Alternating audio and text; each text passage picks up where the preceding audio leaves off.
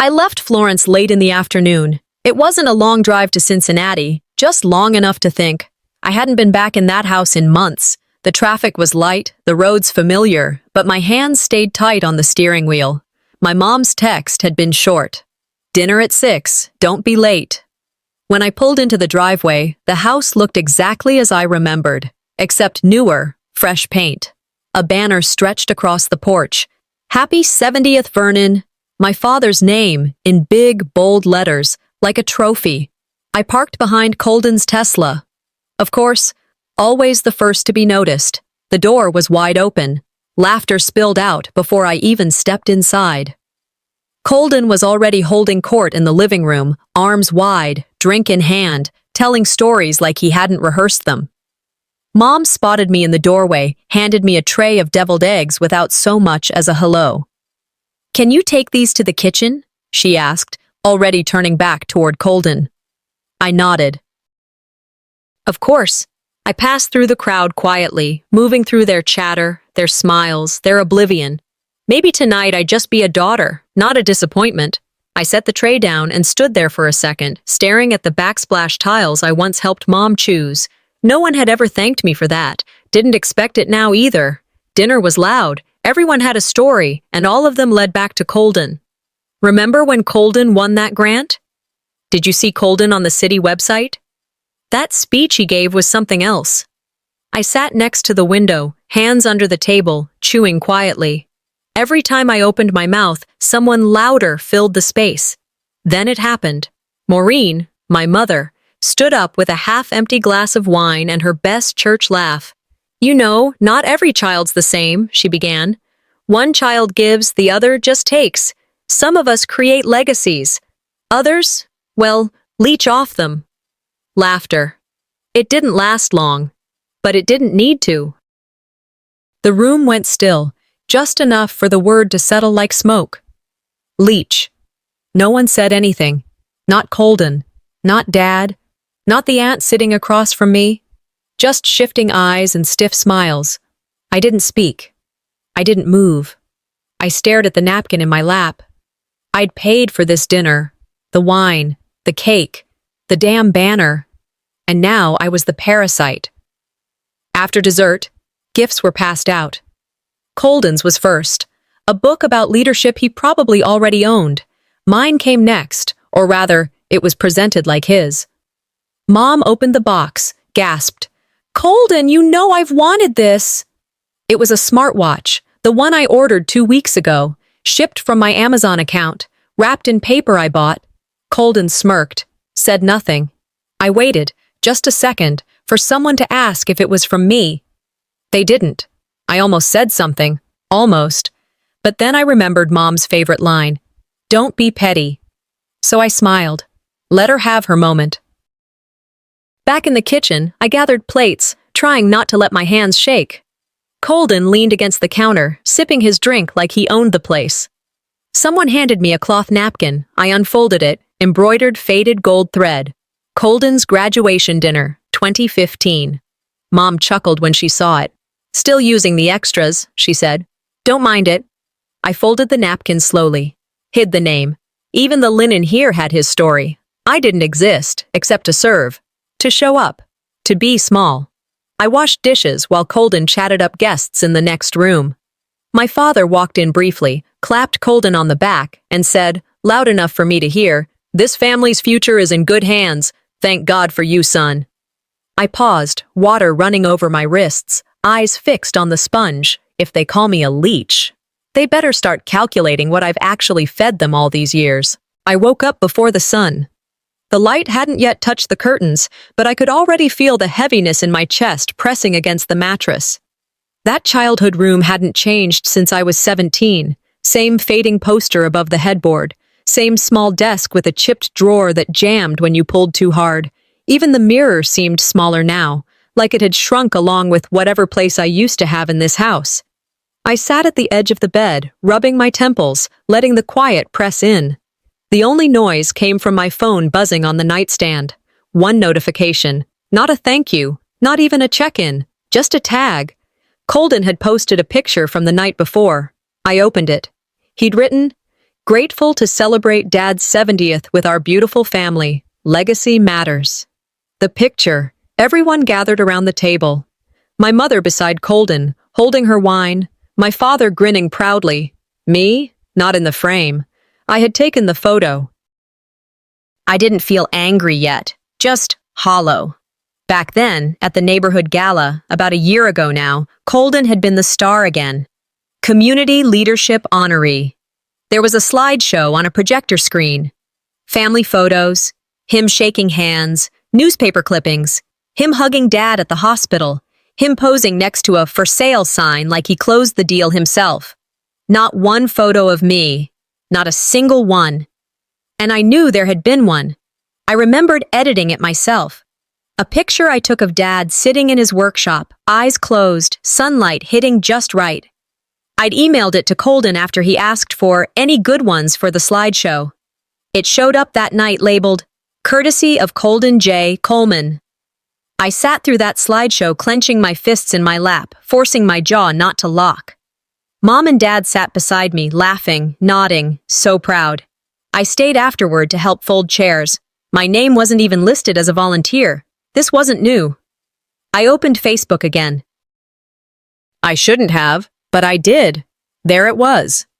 Maureen had posted a picture of herself unwrapping her birthday gift, the watch I ordered, shipped, and paid for.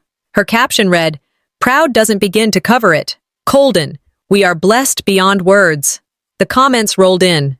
You raised a gem. Colden's the dream son. He's always been the generous one. I scrolled in silence. My name, nowhere. I started to wonder if my name only existed when it showed up on wire transfers. There was this one time, when I graduated. I had worked 2 jobs, finished early, and even got a small scholarship. The family dinner was just that, dinner, spaghetti and a store-bought pie. No banner, no photos. When Colden got promoted at his first real estate firm, they rented out a rooftop venue and brought in catered barbecue. Mom made centerpieces. She's the quiet one, she'd always say when people asked about me. Colden's the go-getter. It used to just sting. Now it boiled. They didn't forget me. They chose not to remember. There's a quote I heard once that stuck. You can die 1,000 times in a house full of people, and no one will call it a funeral. That house, it had held more silence than any church. I opened my laptop and stared at the screen for a moment. Then I clicked open my bank app, downloaded the last 5 years of statements, and started a spreadsheet. Column A, date. Column B, amount. Column C, purpose. I filled it in row by row. Health insurance premiums, cash for Dad's dental surgery, home repairs, utilities, groceries, no signatures, no receipts from them. No one ever said thank you. But every dollar had been mine. I called the file, the LEECH ledger. They wanted to pretend I didn't exist. Then I'd give them numbers they couldn't ignore. It took me 2 cups of coffee and half a peanut butter sandwich to gather the nerve to open the laptop again. Not because I didn't want to look, but because I already knew what I'd find. Truth isn't heavy, it just doesn't let you look away. I sat there in my robe, the one I bought on sale 2 years ago after a terrible tax season, and I pulled up the digital archives from my bank. 5 years of wire transfers, notes like for meds, for Mom's dental, for furnace repair. I'd written them all. Every dollar had a name, and none of them had mine. I created the spreadsheet line by line. Date, amount, purpose. I added a column for proof sent because I remembered how often I'd texted Mom, just to confirm. I never missed a month. Not one. I looked at the total and let out a low breath. Not a sigh. Just the kind of breath that happens when your insides finally admit what your heart has been whispering for years. This wasn't kindness. This wasn't support. It was survival. For them. I named the file. Receipts they'll never read. 2 days later, I sat across from Jorah in his office downtown. Same desk, same too small lamp, same comforting chaos of legal briefs and dog-eared post-its. He looked at the printout I handed him, flipping through slowly. "This is 6 figures," he muttered. "You basically funded their lives for half a decade." I didn't say anything. He kept flipping. Did Colden know? I shook my head. He probably does. He just pretends I don't. Jorah leaned back. Did you ever sign anything? For property? For his business? I paused. A flicker. There was a loan, some kind of joint investment Colden asked me to co-sign years ago, said it was for tax reasons. I didn't think much of it. Jorah leaned forward, voice lower. Fine that. If your name's on paper, this is bigger than just feelings, Brannis. This is financial abuse, family or not. That night, I pulled out a bin from the top of my closet. The one labeled Taxes, Receipts, Random. In it, buried under a pile of W-2s and expired coupons, was a manila folder with family docs scribbled in Sharpie. I sat cross-legged on the carpet and opened it. There it was. An agreement, signed 2018, Horizon Growth, LLC. I recognized my own handwriting. Neat. Right where it always was. Silent partner, Brannis Coleman. And right below it, Colden's name. He'd told me it was temporary. Just to help get things moving, he'd said. You'll get a return once we scale. I never saw a dime. I scanned it and sent it to Jorah immediately. I didn't feel betrayed. I felt documented. It wasn't a gift. It was capital. Later that night, I was still at the kitchen table, laptop glowing in the dark. I searched my inbox, my Venmo, my texts. I found messages to Mom like, sent $600 for the electric. Here's $1,200 for Dad's labs. You can use the card for the flooring, guys. Not one reply said thank you. I texted her, short and polite. Just confirming you received the transfer last month? The reply came 10 minutes later. We're fine. Thank God for Colden's help. I stared at the screen for a long time. I clicked into our family group chat. Photos of Maureen at a salon, hair freshly curled. Caption, thanks to my generous boy. That's when it hit me. They weren't just ignoring me. They were letting someone else cash the moral credit. I picked up the silent partner agreement again, my name printed in ink, not hidden, not metaphorical. There, they didn't forget me. They used me, and then they wrote me out of the story they built using my bricks. I went back to the spreadsheet, added a final tab. Capital. I filled in amounts tied to that investment agreement. Then I wrote in bold, Phase 1, document, Phase 2, expose.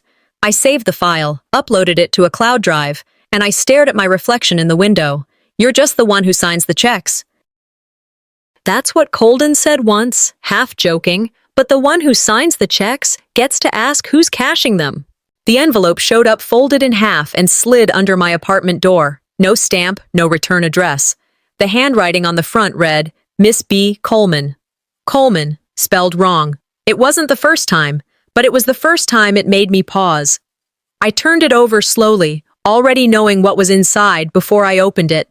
Colden was being honored, again, this time by the local Chamber of Commerce. Young Leader Award, dinner, speeches, stage lights, fake humility, all the usual ingredients.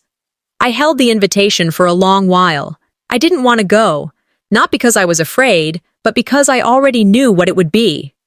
Jorah called that afternoon. I told him. He said, don't speak, just watch. Let their own actions build your case. So I bought a gray dress, nothing dramatic, nothing forgettable. I curled my hair, light makeup, simple earrings. As I looked in the mirror, I didn't see a sister. I saw a witness. The ballroom was cold. A rented hotel space downtown. A row of volunteers handed out t-shirts with a cheesy slogan in bold blue. One of them held one up for me. Support Team Coleman. Coleman, I blinked. Everyone else's shirt said Colden. I folded mine neatly, tucked it under my chair, and kept walking. He saw me. Of course he did. I wasn't hiding. Just not clapping. He smirked. Like this was all a joke to him. It probably was. During the award speech, Colden's name was mentioned 12 times. Mine, 0. I'd donated. Quietly, but it was still there. Listed in the program as anonymous in honor of Vernon and Maureen Coleman. The MC said, and let's not forget Colden's family, especially his silent sibling. A few people chuckled. One woman behind me whispered, that must be her. I didn't flinch. I took notes. Mental ones, sharp ones. After the speech, they rolled in dessert. Mom handed Colden a beautifully wrapped box. "From all of us," she said, but I recognized the wrapping paper. It was mine. Then came the gift to her, a bouquet and a spa voucher. She gasped. "This is exactly what I needed." "Thank you, Colden." My handwriting was on the card. I'd tucked it under the ribbon. Colden shrugged. "Mom deserves the best. That's all that matters." No one batted an eye. I took the second gift I'd brought, smaller, personal, and slid it back into my purse. I'd been told before, "Don't make it about you." So I didn't. I thought to myself, let them lie. Let them keep stacking the illusion. It's easier to knock it down when it's tall enough for everyone to see. He looked at me twice that night, once when the crowd clapped, once when they didn't. As the evening ended, Colden wrapped up with a closing remark about family being the foundation of leadership. A few people glanced my way. A neighbor nudged her husband. "Isn't she the one who—" She stopped mid-sentence. The silence between them said more than I needed. I caught Colden's eye one last time. He didn't smile this time. I turned and left without saying goodbye. In the parking lot, I pulled out my phone. Typed one message to Jorah. "He's slipping. His lies are getting sloppy." Then I opened the spreadsheet and added a line beneath the title. "They gave him the mic. I gave him the rope." At midnight, Colden posted a thank you video, as expected. Him standing with Maureen, Vernon behind them, nodding. "Blessed," the caption read. I didn't comment a paragraph. I didn't link proof. I just dropped one emoji, 60 likes, 10 shares. Jorah called a few minutes later. "You ready for what happens when he starts swinging?" I looked at the screen one more time and said, "That wasn't a swing. That was a reminder." Then I closed the phone. I've got documents. He's got drama. The call came on a Thursday afternoon. Maureen's voice didn't carry its usual sharpness. No biting tone, no clipped syllables, just flat. "We're having a small dinner Saturday. Thought you might want to come." No real warmth in the offer. No apology either. I almost said no, but curiosity. It has a way of pulling you into things your better judgment avoids. I said I'd be there. That night, I took out an old pot and made the one dish Dad used to ask for, smoked paprika stew with beef and sweet onions. I hadn't made it in years, not since the last time he smiled when I walked through the door. As it simmered on the stove, I kept thinking, maybe this time will be different. Maybe they'll see. Maybe. But I knew better. When I arrived at their house, the door was open. Maureen was decorating the table, folding napkins into tight fans like we were hosting a wedding. Colden hadn't shown yet. His name was already on the place cards. I carried the pot inside, set it gently on the kitchen counter, and stepped back. No one noticed. The place didn't feel like home. It felt like a showroom, pictures arranged just so, chairs angled for photos. I stood there long enough to feel foolish. Then Colden walked in, and the house lit up like he was a returning war hero. "Look at you. We were just talking about your new listing. Your last interview was incredible." They fawned. He basked. We sat down. Or rather, they sat down. I took the end of the table. The stew stayed untouched. Maureen glanced at it once, then whispered to me, "Let's wait for Colden's takeout. You know your food is different." Different. Later I saw her scraping the stew into the trash. Not a single serving tasted. She didn't even flinch, just dumped it like it was nothing. That pot had cost me hours and care. But this wasn't about food, it was about erasure. Dinner moved on like I wasn't there. Forks scraped. Jokes flew. Colden told a story about helping Mom fix a billing issue with her insurance. I had done that. I still had the email. After the dishes were cleared, Dad clinked his glass with a butter knife and stood. "In this house," he began, "we honor those who lead, who build. Colden, your mother and I are proud. You are the legacy." He paused like he expected applause. It came. Someone, maybe a cousin, tried to say something, mentioned my name. Dad waved it off. "She does her part." Quietly. But Colden, he carries the future. That was it. They chose. I got up quietly, walked to the back porch and sat down on the step. The night air was still, not cool, not warm, just still. My hands were shaking, but not from sadness, from clarity. They didn't care about truth. They cared about comfort, and Colden made them comfortable. Later that night, back in my apartment, I poured a glass of wine, didn't drink it, just held it. I opened my laptop and stared at the LEECH ledger. Hovered my finger over the delete key. Maybe I was holding on to something too tightly. Maybe I was the only one who remembered. Maybe I was the fool. I closed the laptop and stood. For the first time, I didn't feel angry. I felt empty, like all the noise had gone out of me. I thought about walking away from all of it, not from the fight, but from the weight. The silence wasn't protecting anyone. It was permission. My phone buzzed. I almost didn't look. Unknown number. He used your name to secure the property. I thought you should know. Attached. A scanned deed. My name, in print, legal, binding, co-owner. The glass of wine hit the counter and rolled. I didn't pick it up.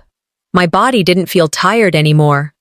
It felt ready. By mid-morning, I was already parked outside the county clerk's office. I hadn't eaten. Coffee didn't sit right with me that day. The envelope from the night before kept replaying in my head. My name, printed under co-owner, staring back like a ghost I didn't know I'd buried. I walked in and gave the property address to the clerk. She typed, hummed, clicked. Then the printer behind her started whirring. She handed me the papers like it was nothing.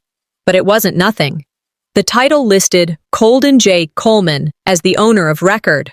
And beside his name, mine, not as a witness, not as a relative, as a financial co-signer. There it was. My signature, real, clean. It came from that refinancing form Colden had asked me to sign years ago, told me it was for tax purposes, said it wouldn't affect me, said it was temporary. The mortgage payoff date matched the month I wired over $15,000 labeled for house taxes. They used my name to fund the house. Then they erased me. I requested certified copies. The clerk looked at me like she was waiting for a smile. I didn't give her one, just nodded, took the folder, and walked out the same way I came in, only heavier. I drove home in silence. Once inside, I sat at my desk and opened the LEECH ledger. Scrolled through the tabs, added a new one. Real estate. I lined up the mortgage payment, the wire transfer, the contract, the signature, piece by piece, like a puzzle that had always been missing its edge. Then I added more. Scanned screenshots of emails from Maureen. Thanks for the utility money. Got the Venmo for Dad's MRI. Transfer received. Appreciate it. One by one, I matched each line to something tangible. Rent, prescriptions, repairs. It wasn't charity. It was infrastructure. If Colden built an empire on stolen wood, I'd show them who owned the forest. I zipped the folder, encrypted it, and sent it to Jorah. Subject line, ready for court. Because I am. 2 hours later, a text lit up on my screen. It was from a neighbor, Linda, from down the block. She'd always liked to talk more than she listened, but today she sent something that stopped me cold. A video. Maureen standing at the front of a church women's group, speaking into a microphone like she'd rehearsed it. I thank the Lord every day for Colden, she said. He's taken care of us through everything, even Vernon's hospital stays. I hit pause. I'd paid for those stays. Every single one. I clicked into my banking app, found the transaction, $3,800. Memo. Vernon's cardiac scan. I took a screenshot, added it to the file. They didn't forget. They rewrote me out of the record. That night, I met Jorah for coffee. He didn't need convincing. You've got grounds, he said. Legal, financial, and moral. I don't want to sue my family, I said. I want to set the record straight. He nodded, took a sip. Then we start quiet. Formal letter. Let him make the first move. I smiled without softness. Facts are louder than apologies. He looked at me. And you've got plenty of facts. I thought about Maureen's voice, telling a room full of women that Colden saved the family. About Vernon nodding along. About my name sitting silently on that deed. They always wanted me to be quiet, I said. Let's see how quiet documents can be. Later that night, I sat in front of my laptop watching Colden's newest video, him in front of a skyline, talking about growth, investment, legacy. He smiled like he was untouchable. I saved the clip. Then I dragged the certified deed into a new folder. Named it Leverage. Subject line drafted. To Colden, regarding our shared property. The envelope came while I was brushing my teeth. Thick, certified, no return address. I tore it open with the side of my nail. Inside was a loan agreement from 2 years ago, one of Colden's business filings. My name stared back at me from the signature line. The signature looked like mine. Not scanned, not copied. Signed, but it wasn't mine. Not the pressure of the pen, not the tail of the bee. Just off enough to make my stomach churn. It had been used as collateral for one of his commercial property ventures. That meant he'd legally tied me, my name, my credit, my liability, to a project I didn't even know existed. I sat there for a long time, toothbrush still on the edge of the sink, the document spread across my lap. They stopped seeing me as human a long time ago. To them, I was just a line on a form, a resource, a tool, a signature.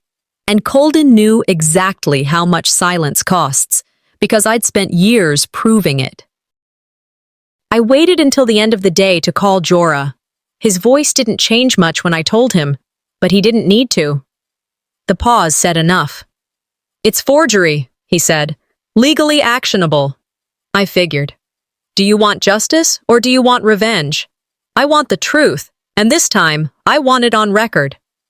We decided on a cease and desist letter. Formal. Controlled. Give Colden 72 hours to respond. 3 days. Not a threat, an invitation. He could either acknowledge what he did or keep pretending. I already knew which one he'd choose. That Friday, I agreed to join Jorah at a networking event his firm was sponsoring. Regional professionals, lawyers, young entrepreneurs, polished shoes, and bigger egos.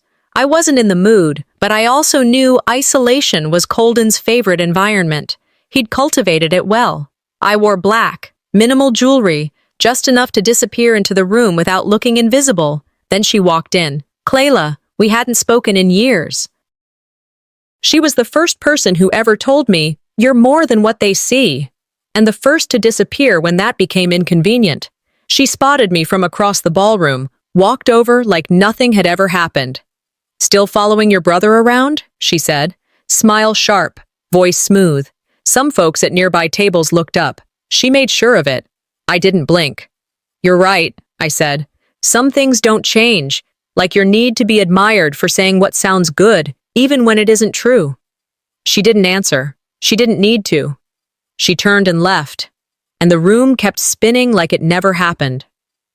Back at home, I poured myself a glass of water and sat down to journal. The pen hovered above the page. It wasn't Clayla who disappointed me. It was me, for thinking that silence was dignity, that swallowing humiliation somehow made me better, that if I stayed calm, I stayed above it. But dignity without voice is complicity. Being dignified in the face of humiliation isn't noble, it's enabling. I tore out the page and tossed it, opened my laptop, pulled up the forged loan agreement, opened my draft email titled Final Request for Correction. No anger, just evidence. Attached the document, set the send timer for 72 hours, no explanation, no warning, just facts. I clicked schedule. That night, I was already in bed when my phone rang. Midnight. Unknown number. I answered, thinking it might be Jorah. A woman's voice. Sharp, fast, anxious. You don't know me, but I worked for your brother. I saw what he did with your name. I sat up straight. Wait, who are you? But the call disconnected. Silence. But for the first time, it wasn't isolating. It was confirmation. I wasn't the only one who knew. The hall was colder than it looked from the outside. Long white tablecloths, waiters circling quietly with trays of shrimp cocktails and plastic flutes of champagne. I walked in through the side entrance. Invited, yes, but not exactly expected. No one turned when I stepped through the door. Colden was already in the center of the crowd, shaking hands, smiling like a politician who'd won re-election without even running. I didn't wear anything flashy. Simple black dress, flats, hair pulled back, envelope in my purse, thicker than it looked. My heels didn't echo, and no one came over. I took a seat by the caterer's station, best view in the room, every angle of the stage, every expression on Colden's face. And when they brought out the lights and the microphone, I already knew how the script would go. It didn't take long. Colden stepped up, thanked everyone for believing in legacy, and barely 5 minutes in, someone shouted from the crowd, "Isn't that your sister over there? I thought she was just the one who signs the checks." The room broke. Laughter like waves. Even Colden laughed. He leaned into the mic and said, "Every empire needs an anonymous donor." More laughter. Head nods. One guy even clapped. I stayed still. Let it sit. Let it breathe. He kept going. "We all have a role. Some of us lead. Some support." It wasn't just a joke anymore. It was confirmation. They knew, and they didn't care. So I stood up, walked past the round tables, the glasses of wine, the little forks. I didn't ask for the mic. I took it, and I spoke. "You say I sign checks. That's true." The room quieted. "But let's talk about what those checks covered." I opened the folder. Held up page 1. Property taxes, $3,200. Medical bills, $9,870. Startup capital, $15,000. Monthly support, $1,800 per month, 5 years straight. That's $108,000. Co-signed the house Colden now claims as his silent partner in Horizon Growth LLC, which Colden pitched to investors as a solo venture. I paused. Total, $5,124,080. No one moved. I pulled out a bound copy of the LEECH ledger, walked to the podium and laid it down flat. I don't need applause. I don't need validation. But I will no longer be used and erased. So if I'm the leech, then here's the invoice. Pay up. I didn't wait for permission to walk away. I left the ledger on the table, took a second envelope from my purse, sealed with a tab, and placed it neatly in front of Colden's untouched wine glass. His hands were in his lap. He hadn't moved since I started reading. I walked off the stage and didn't look back.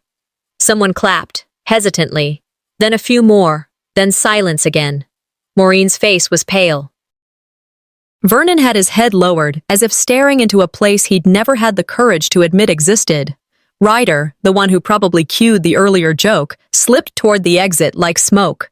Someone in the corner had their phone up. Recording. Maybe live, maybe not. Didn't matter. What mattered was that for the first time, the truth had a microphone. Outside the venue, I stood by the curb, hands still shaking but eyes steady. "You wanted me quiet," I whispered, not to anyone, just into the wind. So I found the loudest way to say nothing. I didn't drive right away. I stood there as the wind shifted and the night carried on. 10 minutes later, my phone rang. "Jorah, you made the right move," he said. Then his tone changed. "Check your email." I opened it. Subject line, legal notification. Sender, Colden, J. Coleman, cease and desist. He'd filed a formal complaint. I read the first few lines, then smiled. Let the records speak louder than his threats.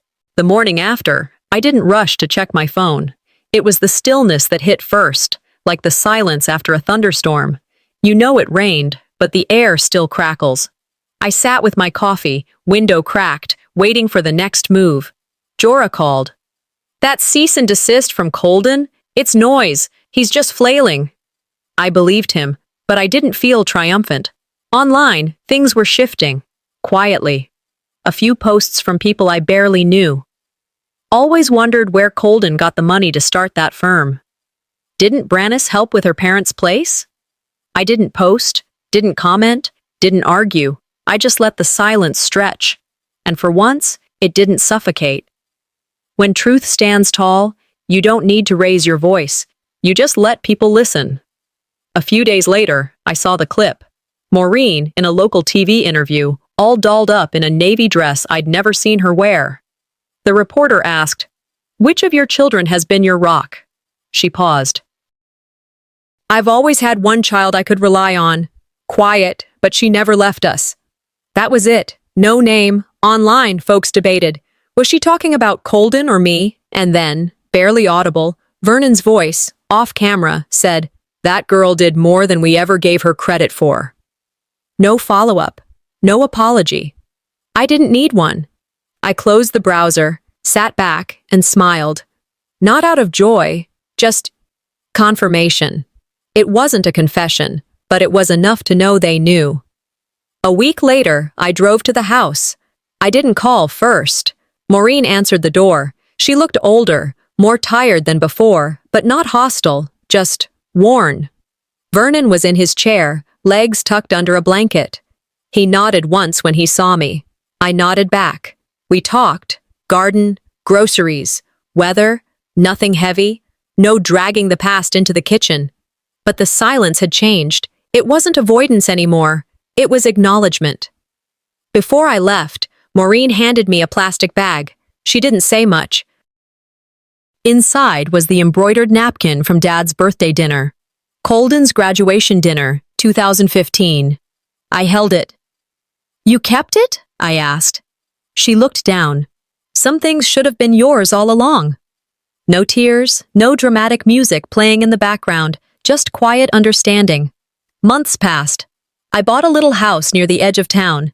Just enough space for myself and quiet. No legacy attached. No name to carry, just mine.